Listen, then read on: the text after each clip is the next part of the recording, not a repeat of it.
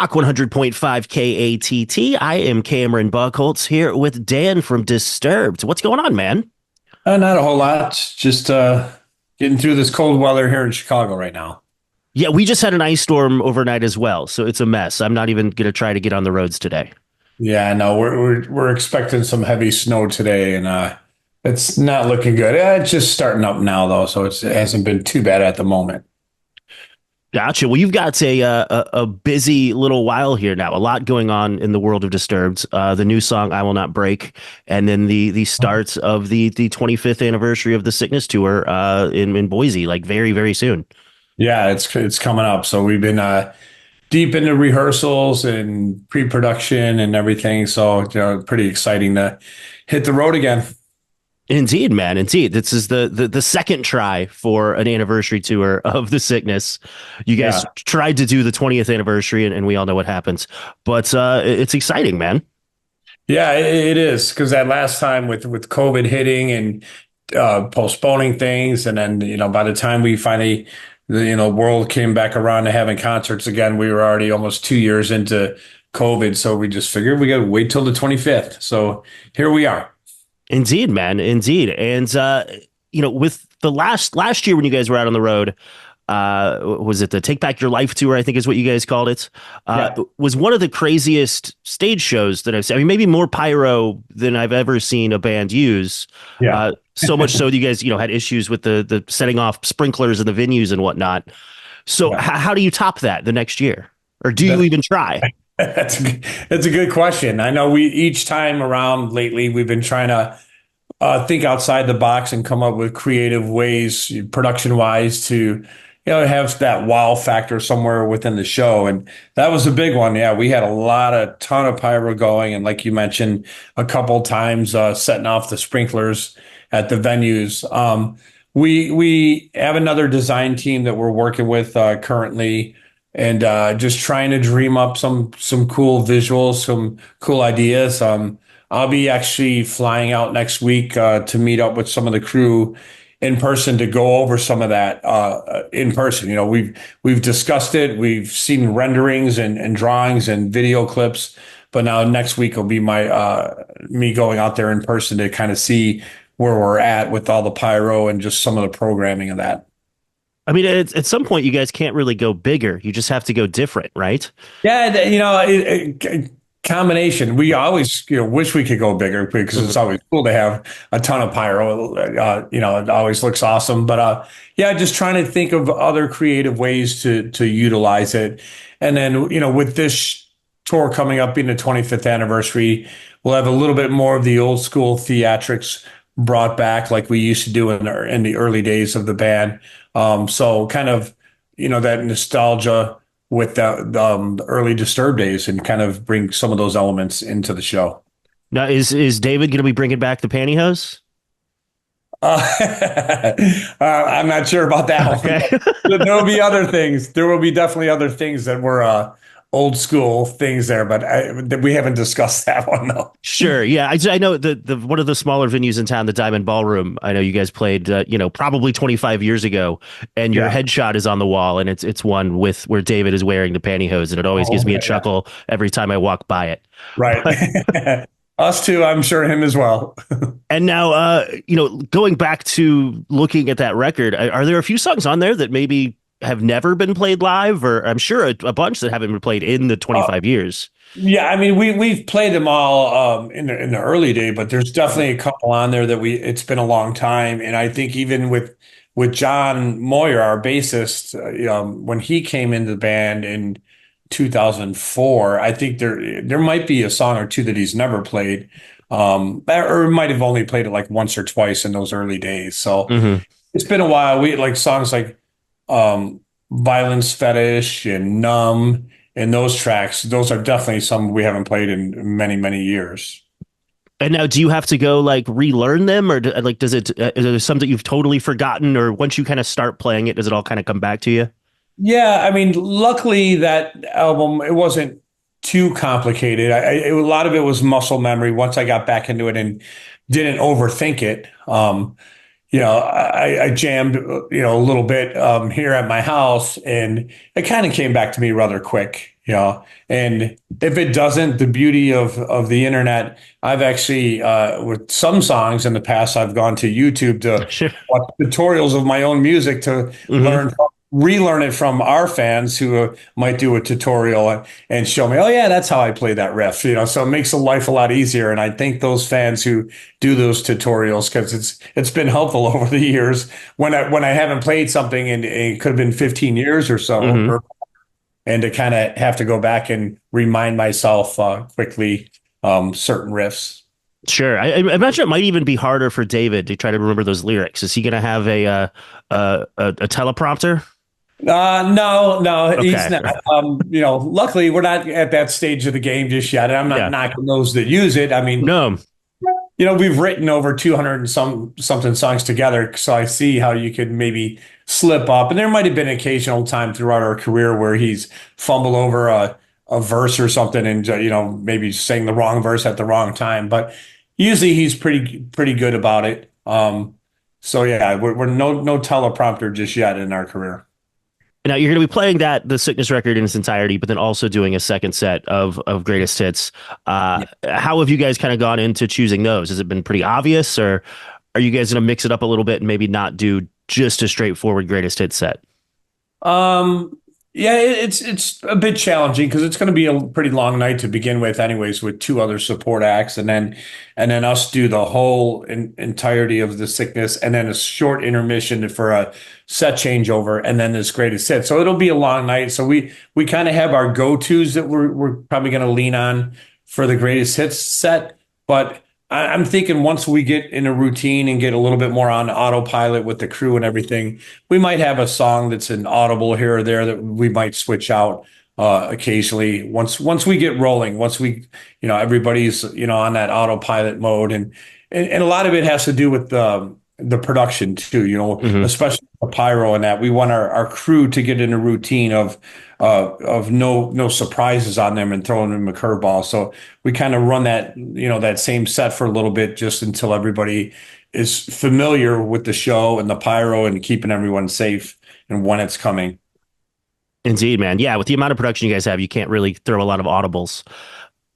Right. I mean, too much. I mean, as much as we just like to be prepared for it and like Hmm. to, like I said, let the crew know. A lot of it, like I said, just for safety reasons because of the pyro, just because Sure. you get in that same daily routine and then all of a sudden we throw something that they not used to and it might, Hmm. we just don't want to put anybody in danger if they're, on the Sure. stage nearby. Indeed, man. Now, in addition to the 25th anniversary tour, you guys are also releasing a big 25th anniversary edition of the album with a whole bunch of B-sides and live tracks and stuff. How involved were you in kind of choosing what would go on there and going back and listening to a lot of that old material?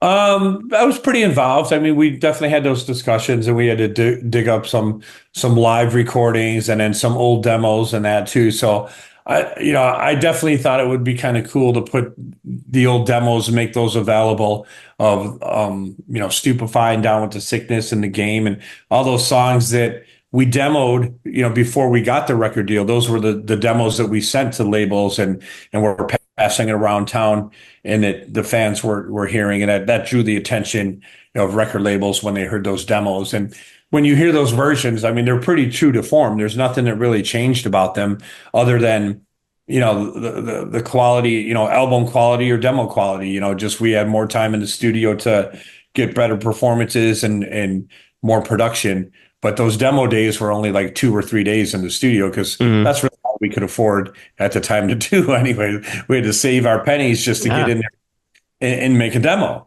So, but I thought it would be cool to kind of share that with the fans so they could hear how similar, how close those songs already were before we got the deal.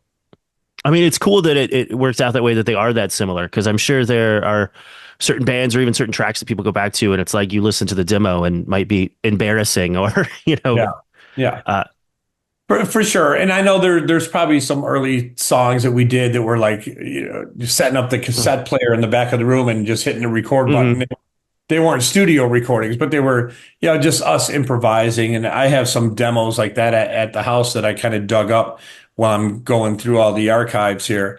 And it was kind of cool to go back and reminisce and think about those moments when we were creating these songs. And do you guys have a pretty vast archive? Like, can you go back and there's a lot of live shows and stuff that you guys have access to over the years? There are probably, yeah, once we got the record deal and we hit the road in those early 2000s, we recorded a lot of the shows over the years. And obviously, as technology progressed too, and our crew got a little bit larger and it was more mobile and easier for them to carry the equipment around to be able to record and document a lot of the live shows. So there is definitely probably some external drives that are between our monitor engineer and the record label that have it all Mhm. archived from different performances. And we release, on this one, we're releasing some live performances at the Palladium in California, in LA, which is kind of like, a bit of a historic venue. And we played it a couple times early on in those front part of our career. Indeed, man. And now looking forward, do you guys have is there another record that sticks out in your catalog that are like, well, we want to do a similar tour at some point, or because obviously can't do it with every record. Right. Yeah, I'm not sure. We haven't thought is that far ahead, because we're still, creating new music too. Hmm. So it's like, well, yeah, this is a 25th anniversary of their first album, and obviously The Sickness is the one that put us on the map. But yeah, I doubt if we're going to do a 25th anniversary for each album that's going to be coming Hmm. up every couple of years. I guess it just depends on where we're at with everything else. But right now we're still writing and making new music. And we're pretty fortunate that our catalog isn't just based off of hits from the past. We've been fortunate that we're still writing songs that have been, number one on the charts, and we still feel like we're creating music that's people are connecting with.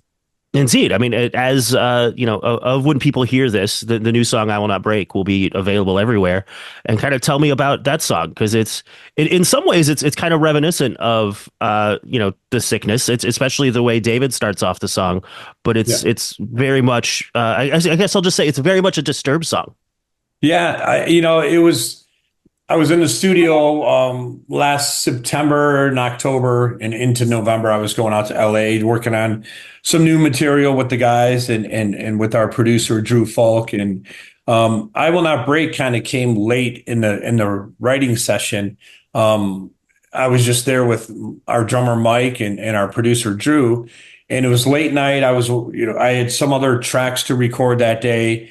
And I just felt really creative that day. I was in a headspace of like, I was listening to those old cassette tapes, those old demos, and just wanting to get in that headspace of giving David something that was going to hopefully trigger him back into that old school sound, that old school Disturbed sound and old school David delivery. And that song, I just hit the brakes on what we were working on today. Let's just start fresh. Let's start with something new and just give me something, just this heavy groove and something really cool. I just start riffing around on it. And then, when I came across that riff for I Will Not Break, we kind of, the three of us just looked at each other like, that's it. That's the one, we just felt it. And we just kind of progressed the idea a little bit further. David wasn't there at the moment. And we just kind of, put together a rough structure and how it felt to us. And then when I gave it to David, I think it came relatively quick. I mean, since it was at the end of the writing session, he gave us that delivery we were looking for. It was just a Mhm. kind of quick, rapid fire delivery at times, and still melodic, but still that syncopation within them too. And it came together really good, and we thought it would be a good representation to lead this new batch of music with. Indeed, man. And now this is going to be your first release as an independent artist. You guys uh didn't renew your deal. You've been with Warner for I think basically your entire career. So Yeah. that must have been a little intimidating, but also exciting to kind of be branching out and be more in control of your stuff. Yeah, I mean, I'm not totally phased by it. I mean, yeah, we've been with them our whole career, but on the other hand, we've been fortunate that they've never interfered. They've always stayed out of our way, and a lot of that has to do with maybe because The Sickness was such a big success for them that they're like, okay, well, what, and the business end of things, they're like, if it's not broke, don't fix it. So they stayed away. So Yeah, you guys never didn't deliver, so right. Yeah, and so that gave us the freedom, and we had that when we were making the Sickness too. We recorded that here in Chicago, and we had the freedom to make the album we wanted without having to butt heads with anybody. And we delivered, and it sold, so they stayed out of the way. So nothing feels different at the moment of us no longer being with them, other than the fact that we'll have to fund it all. So, which is fine, but that doesn't matter. Mhm. There was some great people at the label throughout the years that we worked with, but as you may know too, in this music industry, especially with record labels, it's usually a revolving door of people that work on these staffs, and they jump Mhm. around from different, different sides of the business or different labels. So they've come and gone a lot. And I think there's only like two people that I could think of that are still from the original days with Warner Brothers that are still there. Other than that, they're a bunch of strangers to me. I don't even Mhm. know them. So I'm not really missing anything. I appreciate all the work they've done with us throughout the years, but I couldn't even pick them out of a police Yeah. lineup, to be honest with you. But the ones that have worked with us throughout their career have been great and done an awesome job with us. But at this point in our career, we just felt like we could move on without it. Mhm. We're fine. We have the back catalog, but we, like I said, we still have this new music that we're excited about, and we're going to keep moving forward. Awesome, man. Well, Dan, I very much appreciate the time. And you guys are going to be here in Oklahoma City, April 28th, Paycom Center, along with Daughtry and Nothing More. And the new song, I Will Not Break, is out now. So thanks a lot, man. Thank you, brother. Appreciate it.